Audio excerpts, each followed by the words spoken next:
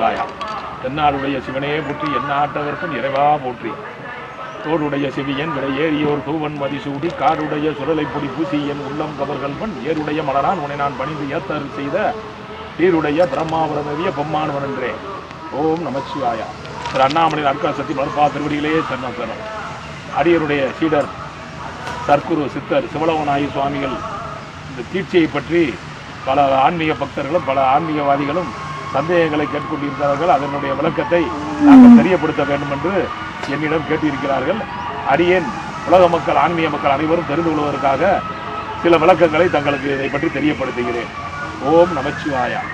தீட்சை என்பது தீட்சை பெற வேண்டுமா பெற வேண்டாமா என்று ஒரு கேள்வி எழுந்துள்ளது. தீட்சை பெற வேண்டும் என்ற கட்டாயமும் இல்லை, பெற வேண்டாம் என்ற கட்டாயமும் கிடையாது. தீட்சை பெற வேண்டும் என்று மனதிலே நினைப்பவர்கள் கண்டிப்பாக தீட்சை பெற்றுக்கொள்ளலாம். அதாவது குடும்பத்தில் இருப்பவர்கள் தீட்சை பெறலாமா, குழந்தை குட்டிகளோடு இருக்கலாமா என்று கேட்கிறார்கள். கண்டிப்பாக குடும்பத்திலே இருப்பவர்களும் தீட்சை பெற்றுக்கொள்ளலாம். இதில் எந்த ஒன்று தவறும் இல்லை. பிரம்மச்சாரிகளும் சன்னியாசியாக ஆகக்கூடியவர்களும் முறையான ஒரு குருவினிடத்திலே முறையான தீட்சை பெற வேண்டும். தீட்சை பெற்று சில ரகசியங்களை, ஆன்மீக ரகசியங்களை, ஆன்மீக நெறிமுறைகளை, ஆன்மீக ஒழுக்கமான நெறிமுறைகளை கடைபிடிக்க வேண்டும். அவ்வளவுதான்.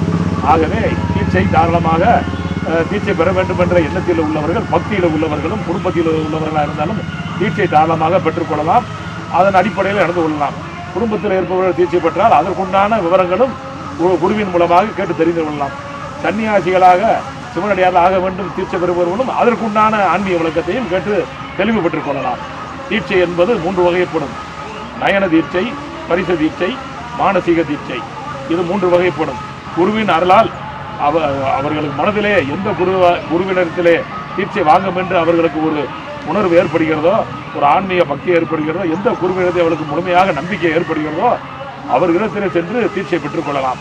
அதாவது ஜாதக ரீதியாக தீட்சை பெற்றுக்கொள்வோர் கண்டிப்பாக ஜாதகத்தினுடைய அந்த முற்பிறவி கர்மங்களையும் கர்ம வினைகளையும் அந்த பாவங்களையெல்லாம் முறையாக குருவின் அருக்கடத்தால் அதை தீர்த்து தீட்சை பெற்றுக்கொள்வது இன்னும் மிக சால சிறந்தது. நமது ஆன்மீக வாழ்க்கையிலே குடும்பத்தில் இருந்து கொண்ட தீட்சை வருவோர் தனது மனைவி மக்கள் குழந்தை குட்டிகளோடு நல்லபடியான முறையில் அந்த சிவ ஒழுக்கத்தை சிவ நெறியை கடைபிடித்து தீட்சை பெற்று ஆன்மீக ரீதியிலே ஆன்மீகத்துண்டு ஆற்றலாம். சன்னியாசிகளும் பிரம்மச்சாரிகளும் முறையாக தீட்சை பெற்று அந்த ஆன்மீக ஒழுக்க நெறியிலேயே கடைபிடித்து முறையாக அதாவது சமூக தொண்டையும் பிறருக்கு நல்லது செய்யும் எண்ணத்துடனும் சமூக ஒழுக்கத்துடனும் ஏழை எளியவர்களுக்கு உதவி செய்யும் மனப்பக்குவத்துடனும் சமூக தொண்டை பெருந்தொண்டாய் தன் வாழ்நாளை அர்ப்பணிக்கக்கூடியவர்களும் தீட்சை பெற்று இந்த தீட்சை பெற்று சமூக மக்களுக்கான ஏழை எளியவர்கால மக்களுக்கான உதவியை செய்யும் பொழுது இந்த தீட்சை பெற்று செய்யும் பொழுது இன்னும் மனம் வலிமை கிடைக்கிறது. நாம் அதாவது உலக சிந்தனை 5 புலன்களையும் சுட்டறுத்து 6ஆம் இடையாகிய ஓம் நமச்சிவாய ஓம் நம நாராயணா என்ற நாமத்தை மனதிலே நினைத்து கொண்டு நாம் நம்முடைய ஆன்மீக சித்தாந்தத்தையும் ஆன்மீக யோக தவ பலன்களையும் நாம் அதையும் கடைபிடித்து கொண்டு நம்மால் ஒருவருக்காவது நம்மால் பரிபூர்ணமாக உதவி செய்ய முடிகிறதே என்ற மன உறுதி ஏற்படும். அந்த மனத்தின் தன்மையை நாம் அனைவருக்கும் உதவியாக இருக்க வேண்டும். நம்ம இல்லாதவர்களுக்கும் ஏழை எளிய மக்களுக்கும் நம்மால் முடிந்தவரை உதவி செய்ய வேண்டும் என்ற அந்த தர்ம சிந்தனை, அந்த நீதி வலுவா தன்மை, அந்த தர்மத்தின் அருக்கடாக்கம் இந்த தீட்சை பெறுவதனால் நாம் யோக தவத்தில் ஈடுபடுவது நமது மன வலிமை அடைந்து இந்த சிந்தனைகள் எல்லாம் நல்ல ஒரு ஆன்மீக சிந்தனையாக இருந்து சமூக சிந்தனையாக இது செயல்பட நமக்கு வலிமையை குறிக்கிறது, உதவுகிறது. ஆகவே தீட்சை பெற நினைப்பவர்கள் தாராளமாக ஒரு நல்ல குருவிடத்தில் தீட்சை பெற்றுக் கொள்ளலாம்.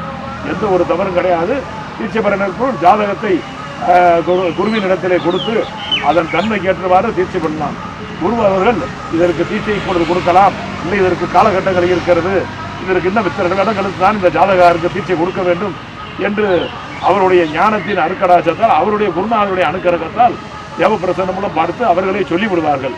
ஆகவே அந்த காலகட்டத்தில் தீட்சை பெற்று நாம் செயல்படும் போது நமது சிந்தனையும் நமது ஆன்மீக பக்தியும் வலிமை பெற்று நாம் சிவனே அருக்கடாச்சம், சிவனுடைய பாதமே அருக்கடாச்சம் என்று நம்முடைய ஆத்மா அவருடைய சிவனுடைய சிந்தனையில் இருந்து நம்முடைய இறுதி காலகட்டத்திலையும் நமது மனம் அமைதி அடைந்து நமக்கு ஒரு ஆன்மீகமான ஒரு வேதனை இல்லாத ஒரு கஷ்டமில்லாத ஒரு மல்லிகை பூவாய் நம்முடைய ஆத்மா அவன் அருக்கடாச்சத்திலே சென்றடையக்கூடிய வாய்ப்பு குடும்பத்திலிருந்து தீட்சை பெற்று நெறியை கடைபிடிப்பவர்களும் சன்னியாசிகளும் சிவனடியார் நடிப்பவர்களும் நல்லபடியான இந்த அருக்கடாச்சம் கண்டிப்பாக நம்முடைய அருக்கடாச்சம் கிடைக்கும், நம்மளை நல்வழிப்படுத்தும். ஆகவே தீட்சை வந்து ஒரு இறைவனிடத்திலே நாம் மனதையும் அவருடைய இறை மன்னத்திலே நம்முடைய உணர்வும் இறை உணர்வும் நம்முடைய இதயத்திலும் இருக்கக்கூடிய ஆற்றல் நமக்கு பரிபூர்ணமாக நமக்கு ஏற்பட்டு கொண்டே இருக்கிறது. ஆகவே தீட்சை பெற நினைப்பவர்கள் இன்னும் பல ஆலோசனைகளை கேட்டு தெரிந்து கொள்ளலாம். ஆகவே இதை பற்றி இன்னும் அதிகமான விளக்கங்களை சொல்லலாம். ஆகவே மக்கள் அனைவரும் ஆன்மீக சிந்தனையில் உள்ளவர்களும் இறை பக்தியிலே உள்ளவர்களும் தனக்கு உண்டான சந்தேகங்களை தனக்கு எந்த குருவிடத்திலே கேட்டால் நமக்கு நல்லபடியான முறையில் தெளிவு ஏற்படுமோ அந்த குருநாதத்திலே கேட்டு தெளிந்து கொள்ளலாம். இன்று மகான்களும் ஞானிகளும் யோகிகளும் இன்று ஏராளமானவர் இந்த அதிகமாக இந்த தமிழ் தேசத்திலே இந்த தமிழ் மண்ணிலே ஆன்மீக பூமியிலே இன்னைக்கு விளங்கி கொண்டிருக்கிறார்கள். வேறு ஏதேனும் இன்னும் மேலும் பல விஷயங்களை தெரிந்து கொள்ள நினைப்பவர்கள் கீழே உள்ள அடியனுடைய செல் நம்பருக்கு தொடர்பு கொண்டு அடியனுடைய பல விஷயங்களை ஆன்மீக விஷயங்களை கேட்டு தெளிவு பெறலாம். எந்த ஒரு மாற்று கருத்தும் கிடையாது. அடியனுடைய தொலைபேசியிலே தொடர்பு கொள்ளும் போது அடியன் தங்களுக்கு பதிலளிக்கவில்லை என்றால் சங்கடப்பட வேண்டாம், கவலைப்பட வேண்டாம்.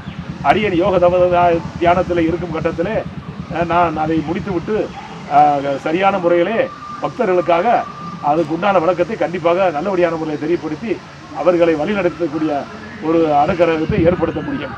ஆகவே நமக்கு பிடித்த குருவை நாம் தான் தேடி செல்ல வேண்டும். நம்மிடம் குரு தேடி வரமாட்டார்.